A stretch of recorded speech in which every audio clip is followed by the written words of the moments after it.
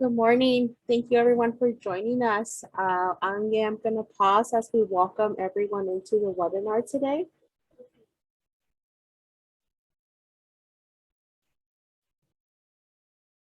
Welcome. My name is Noemi Nevada, and I am the Director of Alumni Engagement here at California State University, Long Beach. We thank you for joining us for this next edition of our 49er Industry Chat. Before we start, I would just like to remind you the session is being recorded and it will live on our website at csulb.edu/alumni. Also, throughout our chat today, I encourage you to submit any questions you have for our guest speaker today in our Q&A box located above or below your screen. Now it's my honor to introduce our guest speaker for today, Bary Bailey, with his presentation titled, How Did I Get to Be a Chief Financial Officer? Bary Bailey joined the Cressey team as an operating partner in 2011.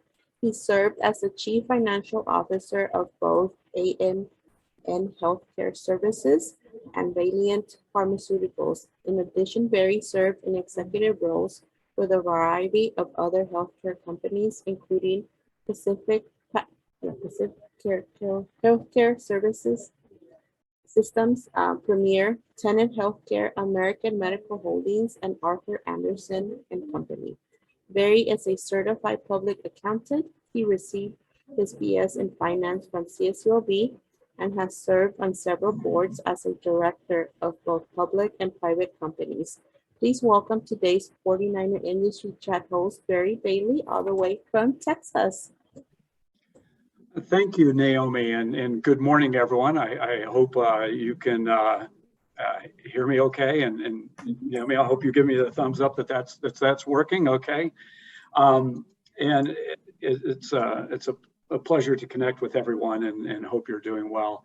I am reaching out to you from Texas, and hope that the weather out there in California is as usual. My wife keeps telling me we need to get back to California, so at some point we'll get back there. I think back to my time at Long Beach and realized it was many years ago when we were still using stone tablets and we didn't have things such as cell phones. And I was considered advanced because I was programming in a language called COBOL and assembler. Most people don't even know what those are. But I think is that equal to Excel today? Yeah. Okay. I would say it's the idea of Excel was in some kind of science fiction thing back then. But most of I think the fundamentals of career growth are still the same. So, and I don't know if you've got the first slide up. Just thought I'd give a little bit of a view on who Bary Bailey is. I've got 4 sons, 2 of which have entered the workforce, each working at one of the big 4 firms, and 2 of them are still in college. So I'm still going through seeing some of the experiences and angst and concerns that I think some of our audience are going through. So today I'm going to offer up perspectives that I share with them and with the future CFOs and other leaders that I work with in my current role with Cressey and with others, which is primarily charged with helping to develop world-class finance teams within portfolio companies of Cressey and Company. I will also point out that I am humbled on a daily basis by the insights and perspectives of those I work with and advise. It's not just me giving counsel or perspective. I get it back from everyone I work with, and that's something that it gets me up in the morning and makes it exciting. No one has all of the answers, and each organization has its own culture, which is huge, and I continue to learn as a result. At the end of the day, the goal is for you to be part of an organization that you fit in culturally and that is successful, recognizing that you contribute to both. Again, a little bit about background. I grew up in this small rural town called Manhattan Beach. Well, not so rural. So back then, it was just a beach community, not what it is today. When I went to Long Beach, I lived in a 28-foot trailer in Lomita, and graduated in 1981, so kind of back in the dark ages. I graduated with a degree in finance, specializing in accounting, and I had emphases in math and economics and in a number of other areas because I took more units than I needed to, but I loved learning and still do. Since I started college, I aspired to get a JD, but never quite got there. Although someday I'm hoping that, and maybe we'll call this retirement, I actually go back to school and annoy a bunch of professors by being a curmudgeon in their law classes in the future. But that's something I keep aspiring to. Did you ever start a JD program and never finished it, or no, it's always in your wish list still? I took, I've taken some classes, but never formally went down that path. It was something that started, Naomi, back when, and this will be interesting as I talk about it. Mm-hmm. I worked for a brief period of time with a small government organization called the FBI. And back then the people said, you're probably, you should become an accountant and then get your JD, and then, you can do whatever you want. I got the accounting, but never quite finished the JDs. But like I said, I'm not giving up yet, so we'll see. Yeah, learning is perfect at any point in your life. Absolutely. Like I said, I might drive professors crazy at that point. Anyway, if you could go to the next slide, just a little bit of a level setting. Gartner, which is I don't know if there's some background there, but Gartner is a research and consulting firm that did a survey of CEOs and found that only 1 in 5 of today's chief financial officers both exceed their expectations for contributing to short-term financial performance and promote company behaviors that lead to sustained top and bottom line growth. Only 1 in 5. That's from the CEOs that these CFOs work for. Now, I aspire to be one of those 1 in 5, but realize that there are many incredible CFOs who are better than me. And if you'll just click on that, Naomi, the ability. With this, are there any skills that you think that would help then CFOs to reach that CEO level? To be that 1 in 5 that really Right. achieve that objective, and I would actually add, and what you just see show up is add to kind of what I would say CEOs are looking for as I talk to them. Mm-hmm. It's a number of factors, and we'll talk about those in a little bit. But being inquisitive, being hardworking, challenging yourself, in some respects also being a contrarian. Ask, if you think one thing, challenge yourself, what if you thought differently? Do you have a different perspective? The role of the CFO has evolved. Even since I've been in it, early on emphasis was certainly on the financial aspects of it, more so than the broader organization. But you saw truly successful CFOs as thinking beyond just the, what's the accounting? How much cash do I have in the bank? Can I get a good loan agreement? Can I acquire something? It's getting into culture and working with the rest of the organization. And I'll touch on that in a little bit.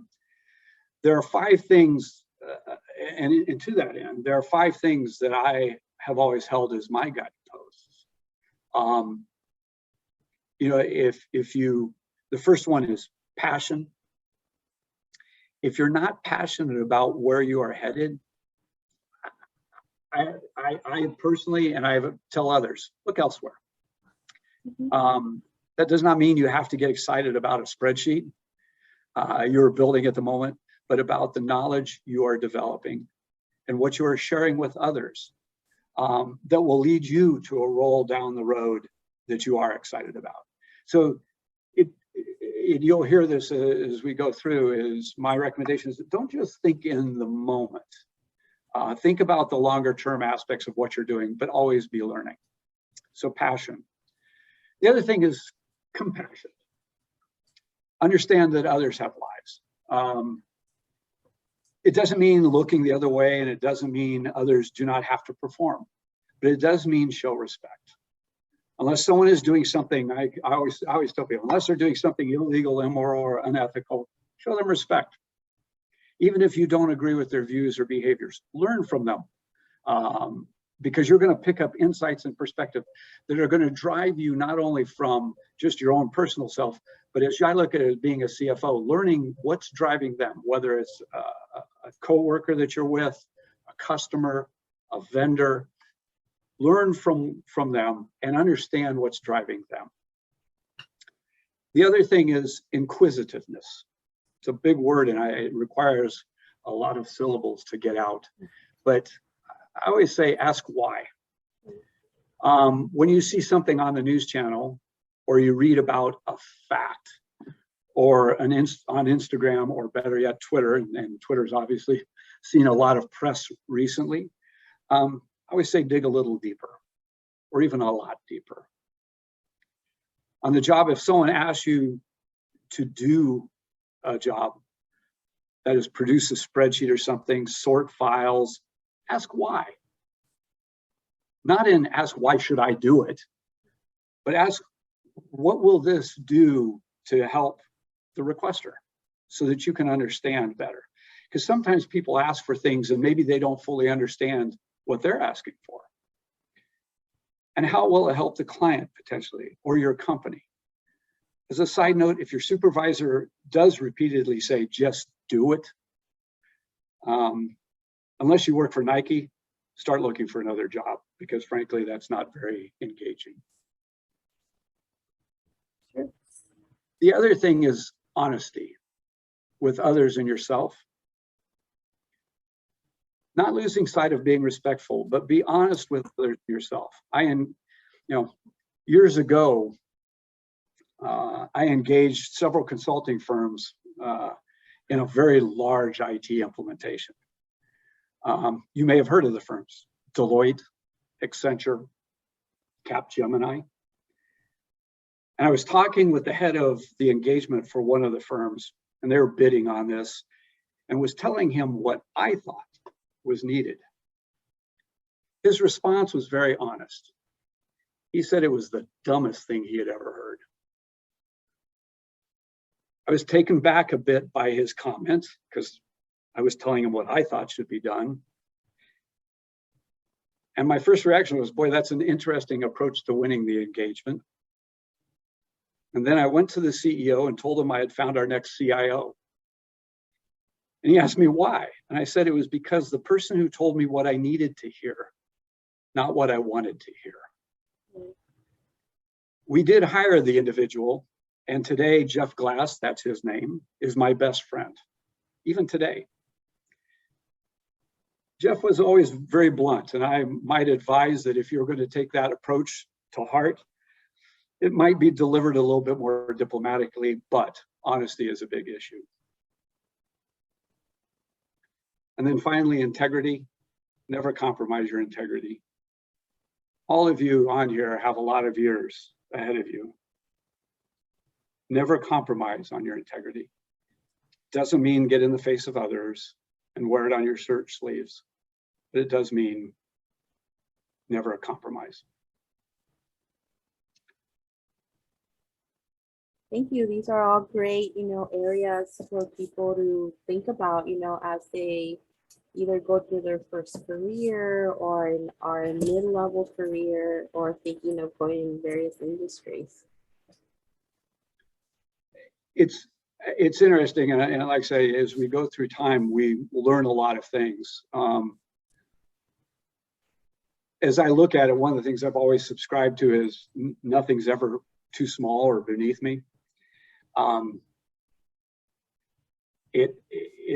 It's it's one of those things that I think sometimes we go, well, I've earned the right to not have to do that stuff, and I think that is something that I always encourage. Remember, it's never too small to do. It's never beneath me. Years ago, I worked for the, as I said, the FBI, and it sounds exciting for at least some time, but I was really more clerical at the time. And I was in the J. Edgar Hoover building back in DC. My job was to find files, things like that were missing, that someone had misfiled or whatever. And I remember my boss telling me I had to take the prescribed breaks, which made no sense to me.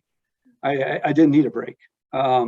I had a job to do, and someone was depending on me, and they were counting on me finding stuff. I always say, go out.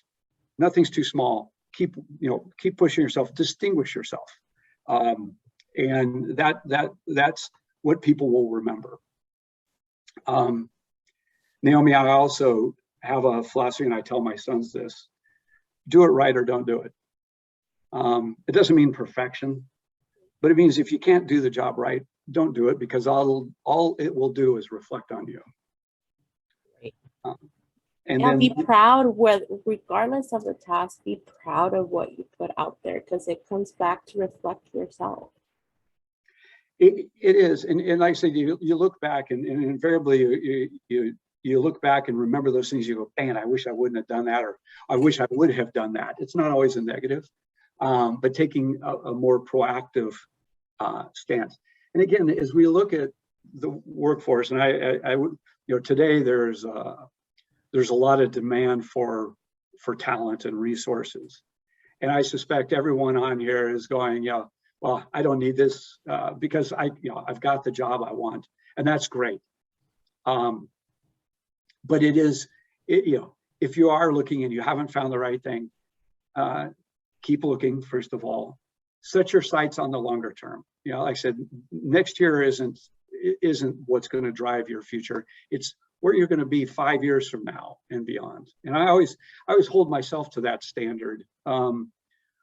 Years ago, philosophically, I kind of set the stage that when I joined a company, I went in and I was pretty overt that I was going to be with the company for 3 to 5 years.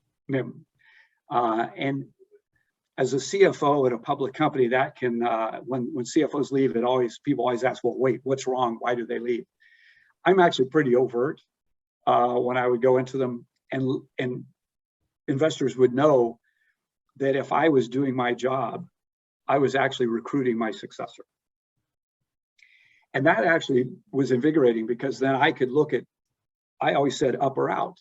And it's looking for that, always advancing, always learning, always doing something else, but also looking out for the people behind you, because they're the ones who are going to make you successful. No one ever does it on their own. If they tell you that, they're full of crap. They're depending on others to get there. And that's a key tenet that we live by. Again, do it right, or don't do it. Ask questions. Be willing to deliver bad news, but always have solutions. That's another one. A lot of people can point out problems.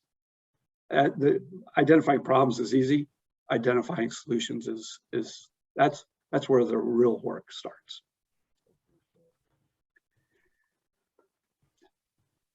I don't know, and again, to all those out on here, we have today, everyone's calling it the Great Resignation, where everyone is moving to get to the next big increase.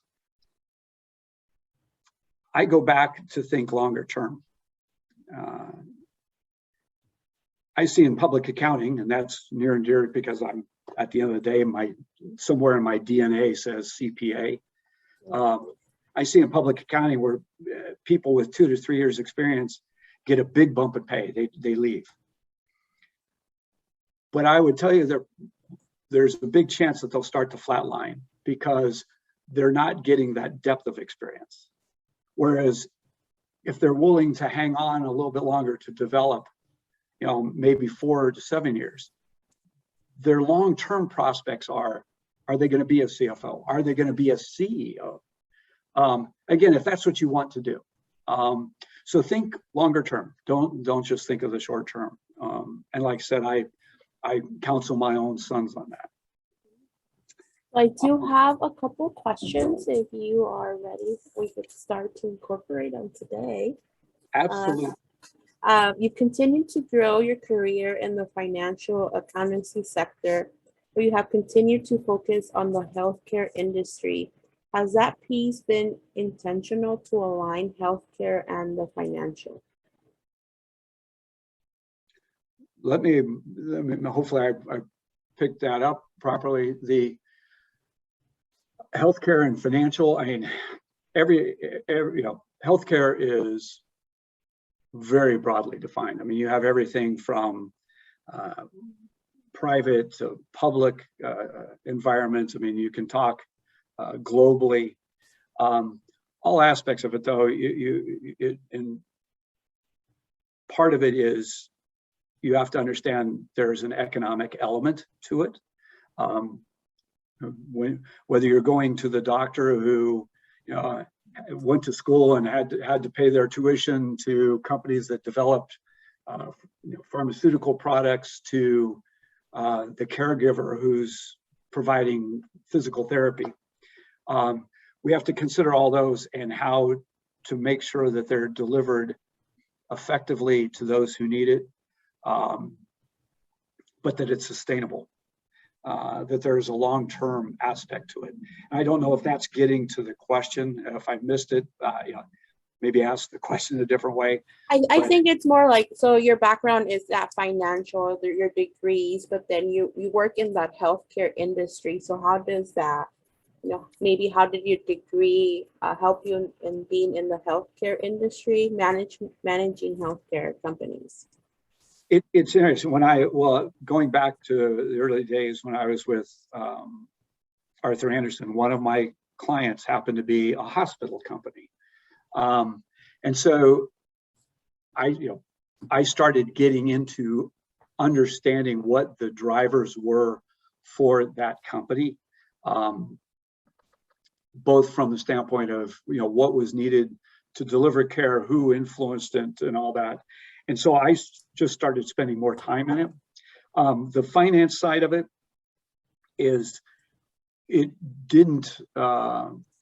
it just became natural. I just started understanding the various elements of it, a combination of insurance, understanding that aspect of it, because that gets into areas of reimbursement and the individual and how they're going to take care of themselves, to how much it costs to deliver that care. And it just over time got into it. I don't know if that was responsive to the question. It is. Can you I have a couple questions. Can you talk a little bit about your role as the operating partner? How hard it is to manage at that level? The operating partner is an interesting role, and it's a little unique. I'm going to say it's a little unique maybe to the private equity world, where we work with various companies, and a lot of companies have them, people like me, that work with the various portfolio companies. I tend to work with the finance teams at those various companies to help them in reporting their key performance indicators, drive improvement in performance, best practices, and really I've tricked somebody into thinking I've got a lot of experience and that they can learn from that experience. And so I work with those CFOs of various companies that Cressey and Company is invested in.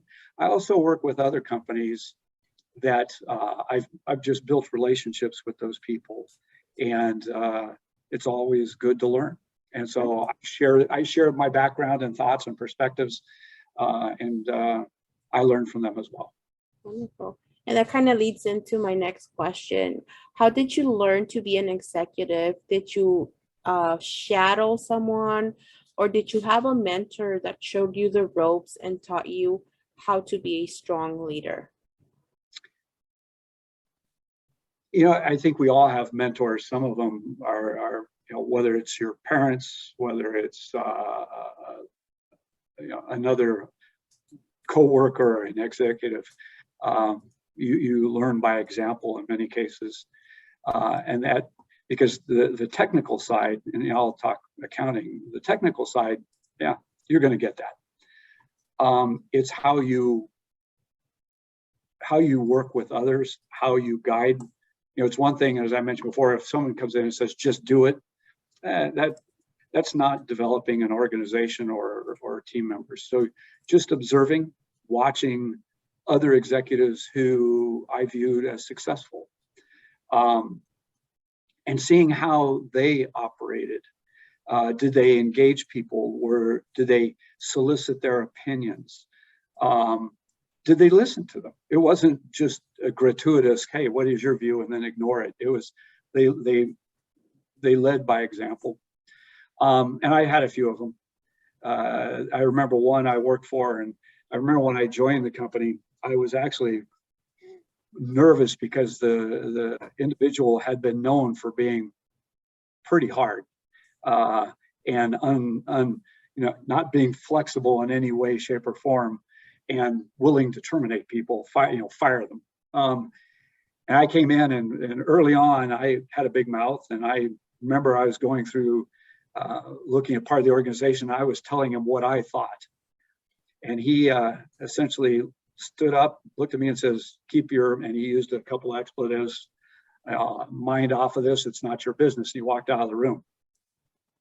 I remember going home that night thinking, well, I'm going to be fired tomorrow. And the next day I came in, and he walked into my office and shut the door, and he said, if you're truly a friend, you won't let me make mistakes. From now on, you work for me. And I was promoted as a result of that. I had to get cardiac resuscitation at the point, but it's a philosophy that I have adhered to. If you're truly a friend, you won't let me make mistakes, and I live by that. And that means I have to support the people around me. So do I have mentors? Yes. So that was a big piece. And you're committed to the company and the people, and that will come to the top at the end of the day, that you won't let anyone fall. It's so absolutely key. And I guess it's funny, as we were preparing for this, I went back and thought, what were the things that motivate me personally, and where did I pick those up? And are there people who are better presenters than me? And this is maybe a little obnoxious, but I went back and looked at John F. Kennedy's inauguration speech. And his whole thing, what can you ask not what your country can do for you, but what you can do for your country. And I translate that a little differently. I ask not what, people can do, or organizations, or ask what you can do for them. If you've got a friend, what can you do for your friend? What can you do for your family? What can you do for your company? What can you do for your community? And if the community doesn't support you, then maybe you ought to be looking at a different community. If your friends don't support you, look for different friends. But you shouldn't expect them to look out for you if you're not looking out for them. And it has to start with you, and you have to own it. And that I think is a big thing. And I would say it has helped me. It has meant that at times, when I was at Arthur Andersen, there was a time where I had the most overtime hours in the office. Well, that's not fair, because Norma Provencio, one of my associates, one of the people I worked with, was also there with me late at night. But it's that obligation I felt that I had to deliver on something, and it was up to me to do it. Now that was probably false. Maybe I created this false sense of value in my own head, but that's what drives me. And so. That's wonderful. You talked about being people-centered and non-compromising integrity. How do you find a balance between keeping the company productive and lucrative, and keeping an eye out for the well-being of your team?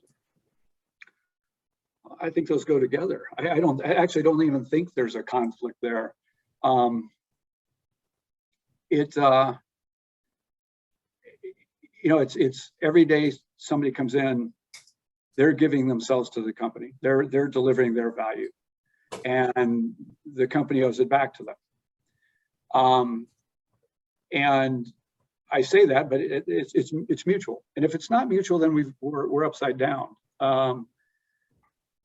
You have to have a viable organization, and that you can get into whole complex economic analyses and theories and philosophies.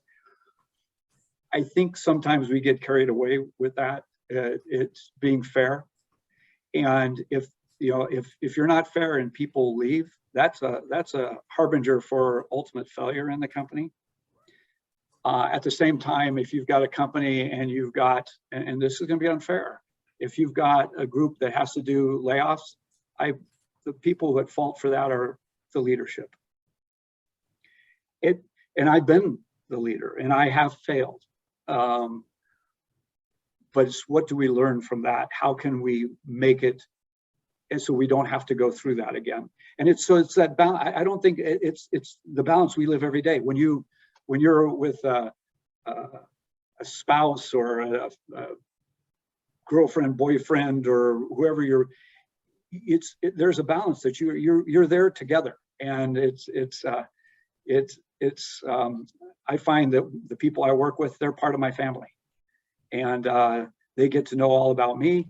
And my family knows about them. My wife today, she'll go, "Oh, there you go. You're talking about them again." It's like, and that's just but that's what makes it. That's what makes it. Your ability to get up in the morning and get excited to go into the office. Yeah, actually, I was talking to a coworker this morning. Like, we spend so many hours with our coworkers that you have to see them as family, to be able to do it every day. Absolutely, and just like a family, there are times you go, boy, I just right. But but that's what makes it exciting. And I think if you like when I look at from a financial side, yes, do I look at it and go, economically, the company cannot afford this today, and then you have to ask the question, well, if I'm not doing that, can the company not afford to do it? And that balance, but at the same time, you reward, and you can get into all kinds of philosophies around ownership. I will tell you, one of my passions is I'll call employee ownership. I don't think we have enough of that in the world, but at the same time, maybe that's putting too much burden on some people to be owners. And there are companies out there that have done a great job of it, and some who have not. But that again, there are all kinds of philosophies and how you get into it and drive value, but you have to. It's a balance, and I think that's what we all have to deal with. Wonderful. Have a couple more questions to get through today. Was a graduate degree necessary for your career growth, or did you find other ways to continue learning and bringing new skill sets to the table? That is a great question. I did not get a graduate degree. Did it inhibit my growth? Back when I left in 1981, I would say no, although I looked at people who had graduate degrees. Actually, I had people with graduate degrees reporting to me. And at the end of the day, that is another vehicle, as I see it, and this is just me. I see it as another tool in your toolkit to get you into the door to do the job that you want to do and grow in the future. As time goes on, you will overcome the actual degree, potentially, and you'll have learned. I mean, the learning that you'll get by that formal education, I will not discount. But as time goes on, you will develop the skill sets and all that, as long as you're willing to learn. So in that regard, a graduate degree would be very helpful. I would encourage you getting it if you can, but don't make that the ultimate, don't don't make that the centerpiece. It is just another tool in your toolkit. Yeah, I saw stats this morning that, in the demand for CFOs since 2018 has increased by 16%. And that was going to be one of my questions for you is, does having a graduate degree preferred when you are vetting candidates for the various positions in your organization? It is, like I said, it is when I'm looking at resumes, and usually by the time somebody has become CFO, I'm not looking at their degrees. I'm looking at their experience.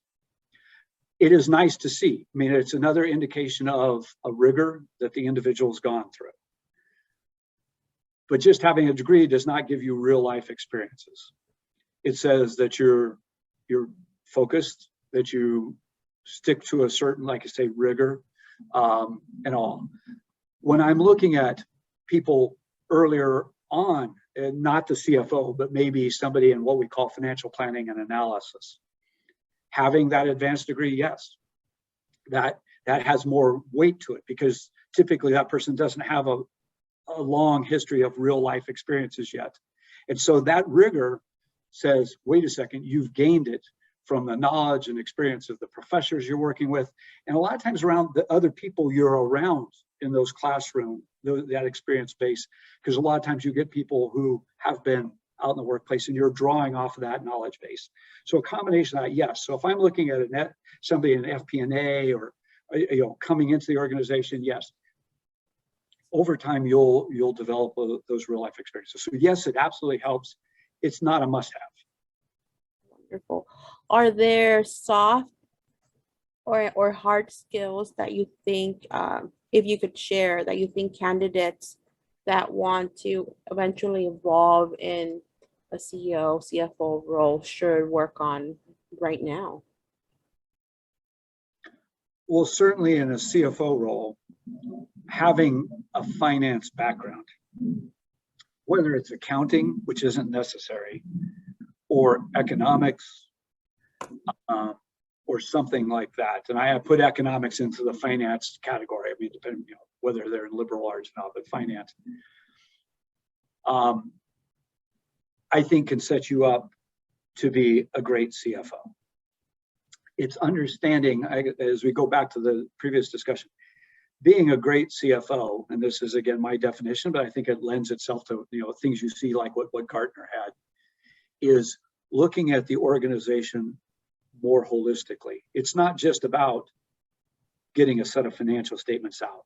It's not making sure the bank accounts are reconciled.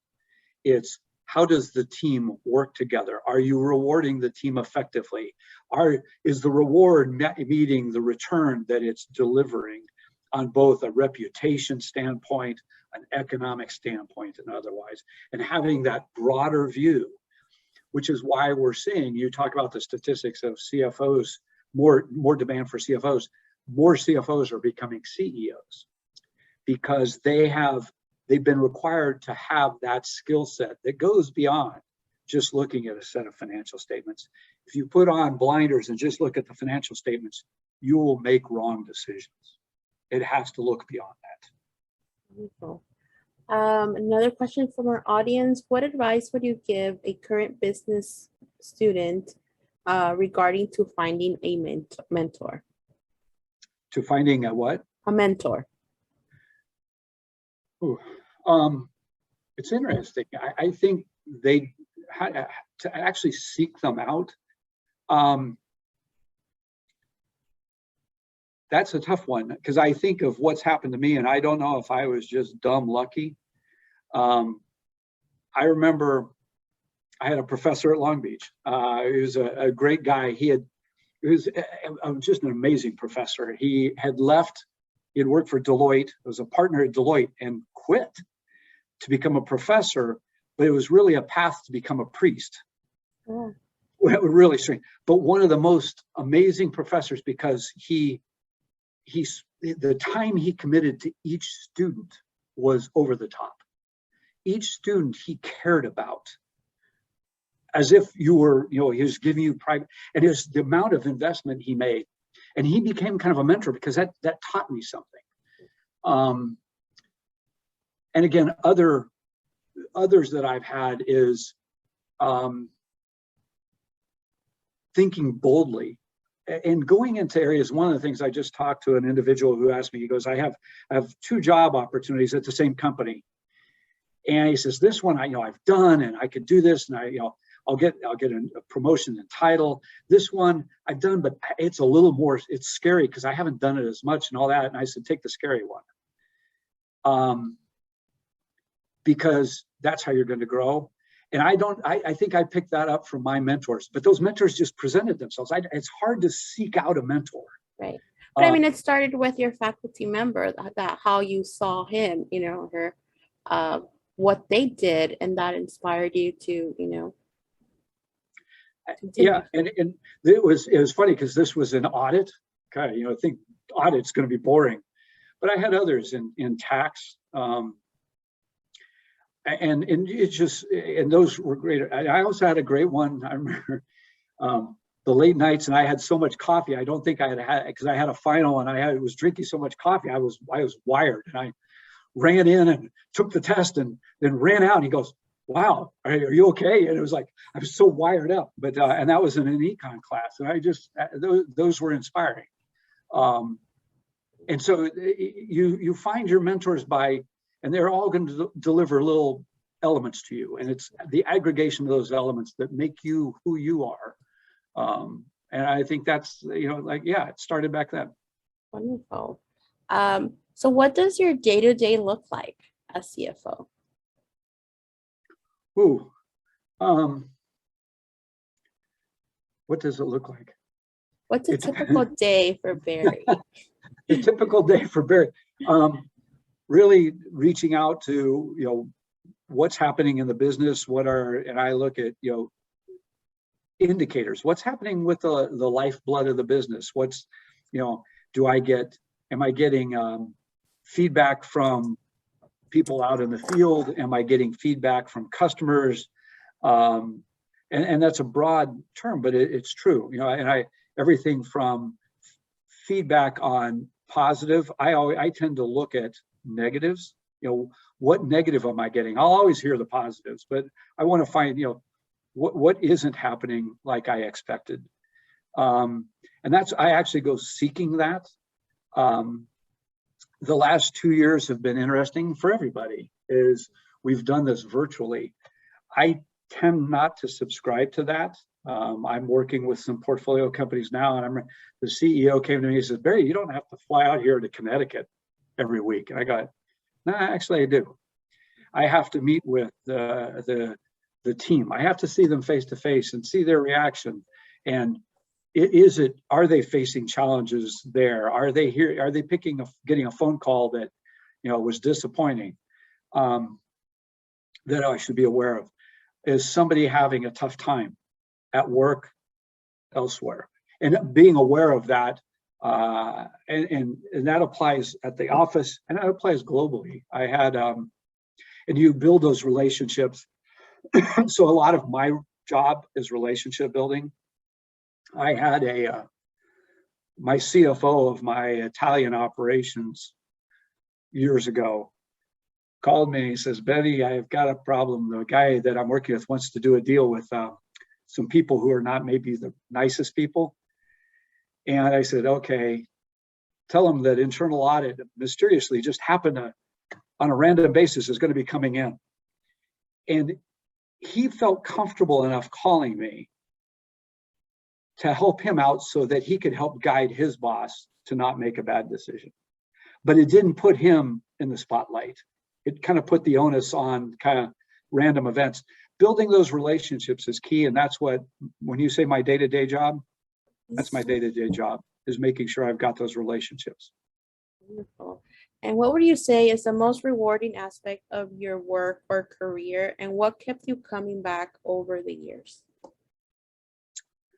The most rewarding experience, and it's happened a couple of times, is when I've left a company and the person that I had identified as my logical successor became the successor.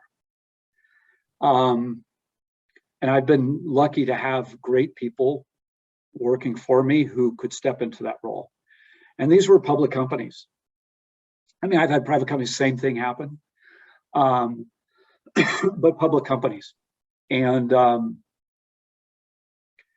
that has to go through a whole different selection process. It's not one person says, yeah, okay, Bary said he's good, go ahead and do it.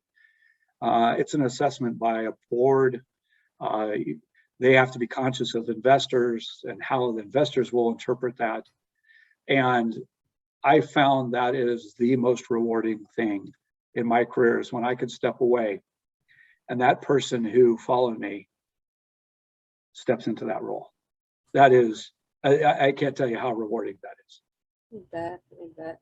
So I know, Bary, we're up against time. So one last question. Any final remarks you would like to share with our students that are watching or will be watching, and our alumni?